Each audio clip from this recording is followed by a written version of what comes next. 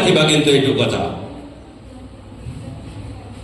মই বেছি কথা নকওঁ মই যিখিনি কথা কম তোমালোকে মনোযোগ দি শুনিবা যদি উল্টা পাল্টা কৰে কাৰো যদি অসুবিধা হয় ইয়াৰ পৰে গুচি যাব পাৰা মোৰ কবলিয়া কেউ নাই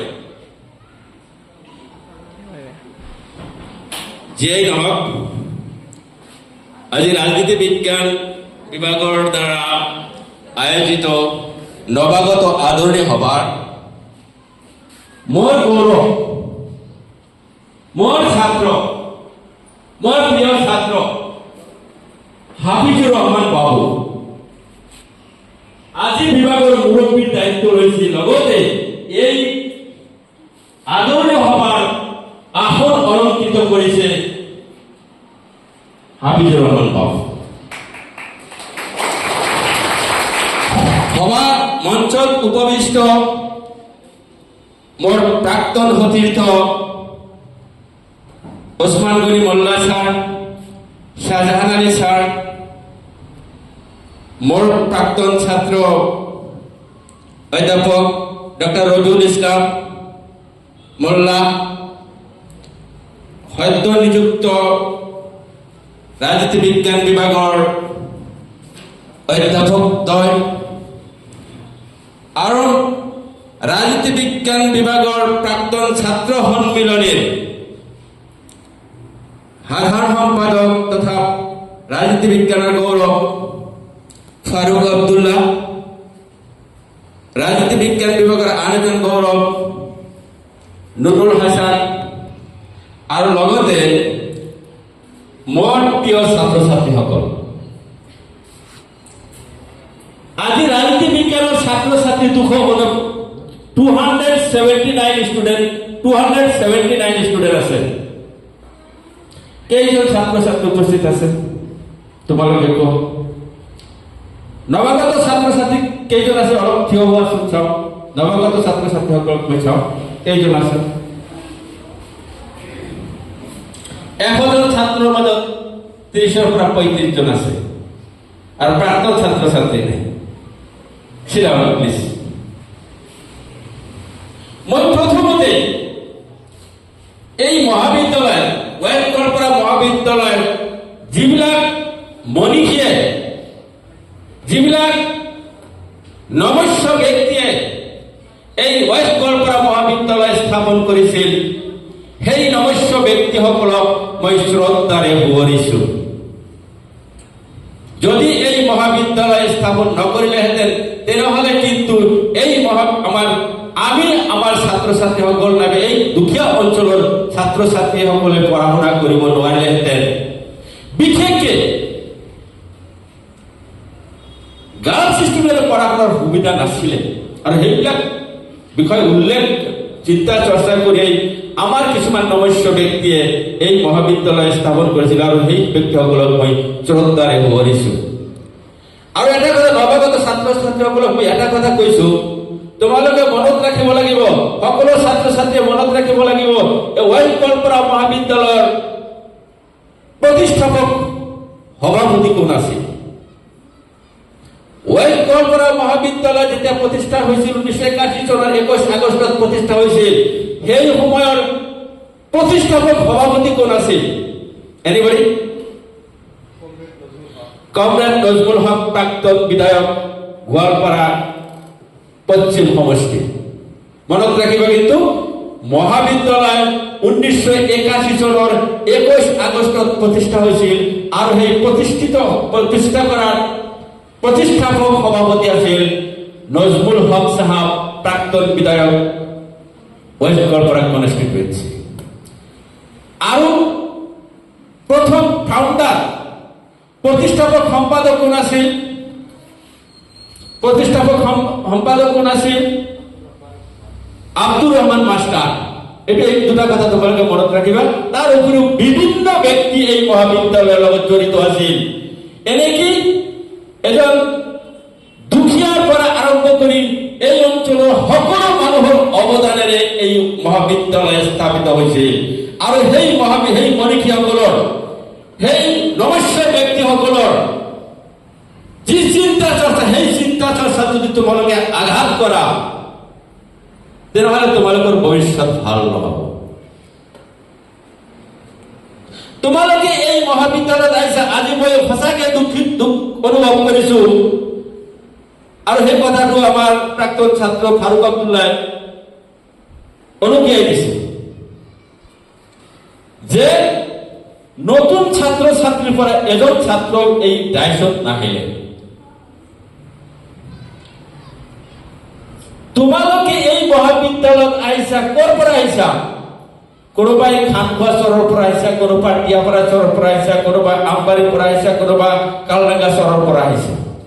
পঢ়িবলৈ আহিছা, ইয়াত পঢ়িবলৈ আহিছা, কিবা এটা সপোন লৈ আহিছা।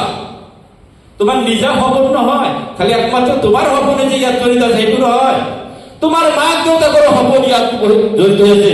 তুমি যিখন চেয়াৰত বহি আছা সেই চেয়াৰত একমাত্ৰ তোমাৰ সপোন বহি থকা নাই, তোমাৰ মাক দেউতাকৰ সপোন বহি আছে। সপোন বহি আছে, সপোন লৈ আহিছে, সেই সপোন তোমালোকে পূৰণ কৰিব লাগিব। আজি তোমালোকে এই মহাবিদ্যালয়ত আহিছা, এনেকুৱা এটা ব্যৱস্থা কৰা, তোমালোকে এনেকুৱা এটা নিজৰ পৰিচয় দাঙি ধৰা যে এই মহাবিদ্যালয়ৰ অধ্যক্ষ হ'ল তোমাৰ সুভাষ বৰ্মনৰ পৰা আৰম্ভ কৰি এই গেটত যে তোমাৰ কিজন আছে, হায়াত আলী আছে, গেট আছে, গেটৰ চকীদাৰ আছে, এই দুজন এই কলেজৰ সকলো যাতে তোমাক চিনি পায় যে এইজন মহিদুল ইছলাম, এইজন মহিদুল ইছলাম। এই কলেজত এনেকুৱা তুমি কাম কৰা, তোমালোকে মহাবিদ্যালয়ত আহিছা, তোমালোকে মহাবিদ্যালয়ত আহিছা, পঢ়িবলৈ আহিছা, অধ্যয়ন কৰিবলৈ আহিছা, তোমালোকে এনেকুৱা নিজক প্ৰতিষ্ঠিত কৰা যাতে এই মহাবিদ্যালয়ৰ অধ্যক্ষৰ পৰা আৰম্ভ কৰি গেটৰ ফোর্থ গেটও তোমাক যাতে চিনি পায় যে মহিদুল ইসলাম মোল্লা, সানোয়ার রহমান, তোমার নূর ভানু, সবাই যাতে চিনি পায়। তোমরা কি কৰিব লাগিব? তোমাৰ যিখিনি ডিউটি আছে, কলেজত যে এডমিশন হৈছে, এই এডমিশন হোৱাৰ পিছত তোমাৰ যিখিনি ডিউটি আছে সেই ডিউটি কিন্তু সুচাৰুৰূপে পালন কৰিব লাগিব। তোমাৰ সবৰে মাজতে থাকা, কিন্তু নিজকে অলপ বেলেগভাৱে ৰাখা। সবৰে মাজতে আছা, তুমি নিজকে অলপ বেলেগভাৱে ৰাখা। প্ৰত্যেকে সেইটো চিন্তা চৰ্চা কৰিব লাগিব। যেতিয়া প্ৰচেছন আৰম্ভ হয়, তোমালোকৰ যেতিয়া কালচাৰেল ৰেলী হয়, সেই কালচাৰেল ৰেলীত তুমি থাকিবা। তুমি সেই কালচাৰেল ৰেলীত নক্ষত্ৰৰ দৰে জিলিকি থাকিব লাগিব, নক্ষত্ৰৰ দৰে উজ্বলি থাকিব লাগিব, যাতে এই প্ৰচেছনত কোনে গৈ আছে? মহিদুল ইছলাম মোল্লাই গৈ আছে, সবাই যাতে চিনি পায়। এতিয়া মহাবিদ্যালয়ত তোমালোকে আহিছা, তেনেকুৱা চিন্তা চৰ্চা থাকিব লাগিব। তোমালোকে আজিয়ে এই মঞ্চত আহি, নতুন ছাত্ৰ ছাত্ৰীসকলক আজি এই মঞ্চত আহি তোমালোকে পৰিচয় দাঙি ধৰিব লাগিছিল যে মই ছাদ্দাম হোসেন, মই ডিগ্ৰী ফাৰ্ষ্ট ইয়াৰত পঢ়ি আছো। এই মঞ্চৰ পৰাই তোমাৰ পৰিচয় আৰম্ভ হ'ব আৰু কলেজৰ সবাই তোমাক চিনি পাব। ভাল কাম কৰিব লাগিব, ভাল ৰেজাল্ট কৰিব লাগিব। গতিকে আৰু এটা কথা মনত ৰাখিবা যে যিজন ছাত্ৰই আচলতে ছাৰৰ দৃষ্টি আকৰ্ষণ কৰে। প্ৰথমতে তুমি ৰাজনীতি বিজ্ঞানৰ ছাত্ৰ হিচাপে ৰাজনীতি বিজ্ঞানৰ যিজন তোমাৰ মুৰব্বী অধ্যাপক আছে, বাকী যি অধ্যাপকসকল আছে, এই অধ্যাপকসকলে যাতে তোমাক নাম কাঢ়ি মাতিব পাৰে তেনেকুৱা কাম কৰা। মই আজি কিয় মহিদুল ইছলামৰ নাম মাতি পাইছো, মই কিয় সানোয়াৰ ৰহমানেৰ নাম ক'ব পাৰিছো, আজি কিয় মই চেয়াৰম্যান নাম ক'ব পাৰিছো, মই কেনেকে নূৰবানুৰ নাম কৰিব পাৰিছো? কাৰণ সেই ছাত্ৰ ছাত্ৰীসকলে ছাৰসকলৰ লগত সম্পৰ্ক ৰক্ষা কৰি চলে। কিবা বিপদ হওক, কিবা নজনা বস্তু আছে জানিবলৈ সকলো সময়তে ছাৰসকলৰ লগত সম্পৰ্ক ৰক্ষা কৰি চলিব লাগিব। এটা কথা মনত ৰাখিবা, যিজন ছাত্ৰই শিক্ষকৰ লগত সম্পৰ্ক ৰক্ষা কৰি চলিব, সেই ছাত্ৰই কেতিয়াও ফেল নকৰে, কেতিয়াও বেয়া নম্বৰ নাপায়, কেতিয়াও সকলো সময়তে ভাল নম্বৰ পাব। ৰাজনীতি বিজ্ঞান বিভাগে যিকোনো এটা প্ৰগ্ৰাম যেতিয়া কৰিব, যিকোনো এটা প্ৰগ্ৰাম কৰিব, সেইটো তোমাৰ বিদায়ী সভাই হওক, নাইবা প্ৰচেছনে হওক, নাইবা আদৰণি সভাই হওক, সবাই আচলতে একলগে হৈ সেই কামবিলাক কৰিব লাগে। তেতিয়া তোমালোকক সবেই চিনি পাব। বিভাগত চিনি পোৱাৰ লগে লগে কলেজৰ সকলো ছাত্ৰ ছাত্ৰী যাতে চিনি পায়। যিকোনো অনুষ্ঠান হওক, সেই অনুষ্ঠানত লেকচাৰ দিছ কৰে, লোৱা হৈছে। লেকচাৰ দিছে কৰে মহিদুল ইছলাম বৰুৱাই।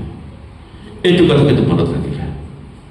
গতিকে নৱাগত ছাত্ৰ ছাত্ৰীসকলক মই, তোমালোকে কিবা এটা সপোন লৈ মহাবিদ্যালয়ত আহিছা, এই মহাবিদ্যালয় বাছি লৈছা, আৰু কলেজ কৰ্তৃপক্ষ তথা বিভাগীয় ছাত্ৰসকলে তোমাৰ এই সপোন পূৰ্ণ কৰিবৰ কাৰণে ইয়াত ৰঙা দলিচা পাৰি থৈ দিছে।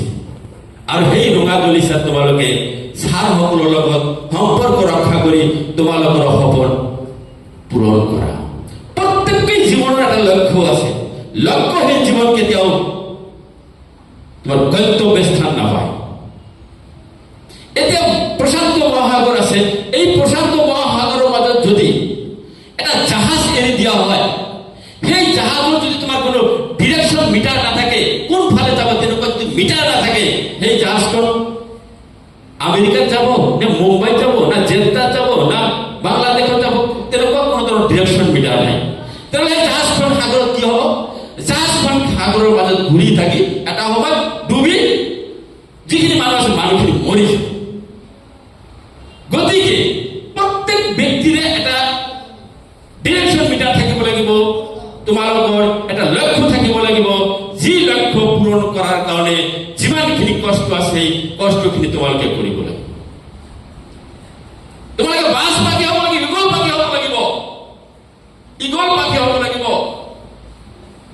ইগল পাখিয়ে সাধাৰণ চৰাইৰ লগত নুঘূৰে, ই অকলে ঘূৰে। কাৰণ তুমি যিখিনি বুজা তাতকৈ কম বুজা মানুহৰ লগত তুমি কেতিয়াও নুঘূৰিবা। তেনেহ'লে তুমি একো নাই, তোমাৰ যিখিনি আছে সেইখিনি লৈ যাওঁ।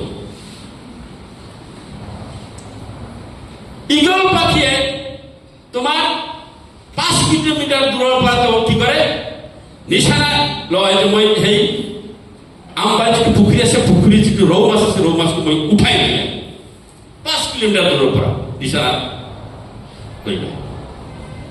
আৰু তেতিয়া তেওঁ যিমানেই বাধা নাহক কিয় সেই বাধা অতিক্ৰম কৰি মাছটো লৈ গুচি যায়।